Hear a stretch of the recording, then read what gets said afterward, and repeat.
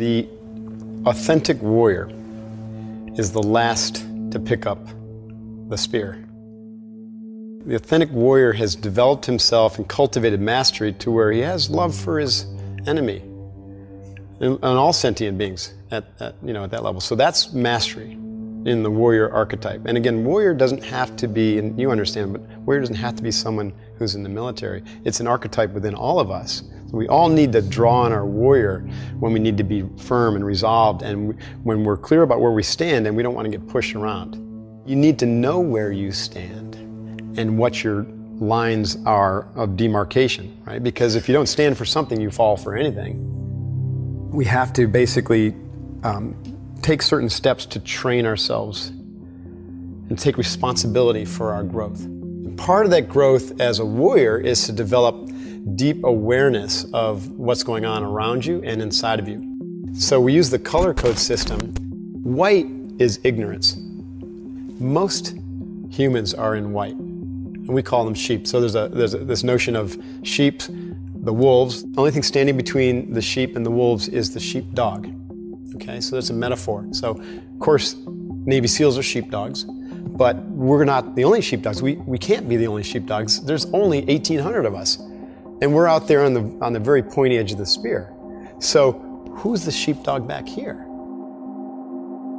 It's everyone in this room. And it comes through increasing our awareness or elevating our awareness out of white into yellow. Now, yellow is where you're switched on, where you're still going about your daily business, but you're scanning, right? You're always scanning the environment.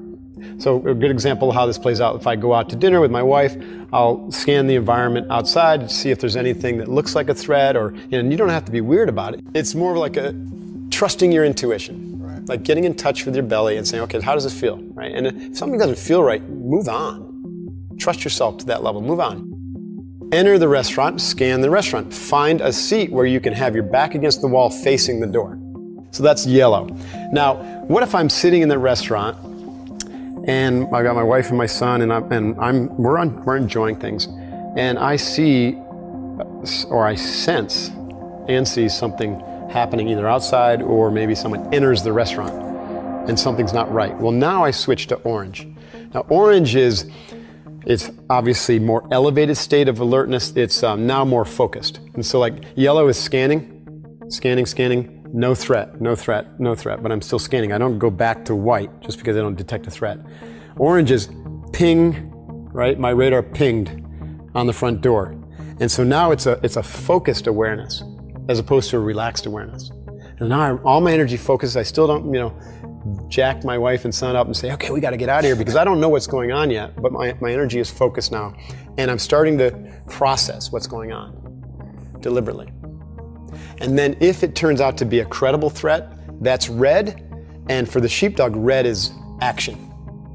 And action, could be, come on, we're out of here, out the back door, or take it into our own hands. Right. So imagine there were 15 of us sheepdogs in that theater in Paris. Right.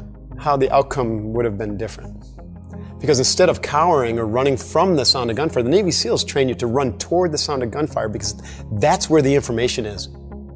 That's how you learn, which direction to go. That's how you get closer to mission success, not running away from gunfire. Now, that's a metaphor. I'm not asking people here, if you hear gunfire to run toward it. No, it's probably a bad idea unless you're a highly trained, military operative. But my point is that we can't wait for the wolves to just do what they do. We've got to elevate our awareness, and we've got to, disarm them, deter them, deflect them, right? And if everyone takes responsibility for this, that's how we solve this problem. Training of the intuition happens as you get more and more control over your physiology and your psychology and your emotional.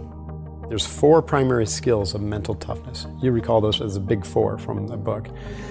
The first is control over your breath. And control over your breath gives us the sense that everything's okay, right? When we train breath control, and then we can come back to that in any crisis situation or any challenging situation or any situation for that matter, then it's a reminder to us that we are actually in control. And what's profound about that is when you breathe, then you're calming your nervous system down and you're controlling your mind in a sense that you're able to start to pay attention and to manage your thoughts. And negativity destroys performance. You know, whether we're talking about becoming a Navy SEAL or being a good mom, negativity destroys performance and it brings everyone around you down to the lowest common denominator. So we teach that through the breath, you open up the space to be able to control your mind, and within that controlling of the mind, and so that you can eradicate negative thought patterns and negative emotions, because they're closely related. Negative thought will trigger an emotion, and negative emotion will trigger a thought, and then that becomes that reactive, obsessive downward spiral into hell or quit, right? So we interdict that and we redirect our mind to a very positive, powerful internal dialogue and imagery, which then triggers an emotional state. And then, so that brings the visualization into play, which is the third skill. So we work on our imagery and make sure that imagery is performance-based, because imagery is a form of thought, and it's the link between emotions and cognition. So then we get that all lined up, and then we find the next task that we can do, what we call micro goals. What is it I can do right now that's going to lead me through this situation toward my vision of victory, right? And as soon as we have this saying that doubt is eliminated by action, as soon as you start moving on those micro goals and you're maintaining the positive attitude, now you're feeding the courage wolf instead of feeding the fear wolf, and you're breathing deeply into each moment, right? You're in a very present state, and all of a sudden, all that pain, all the suffering just immediately goes away. It's like, disappears. The reason it was there is because you were focusing on it, right?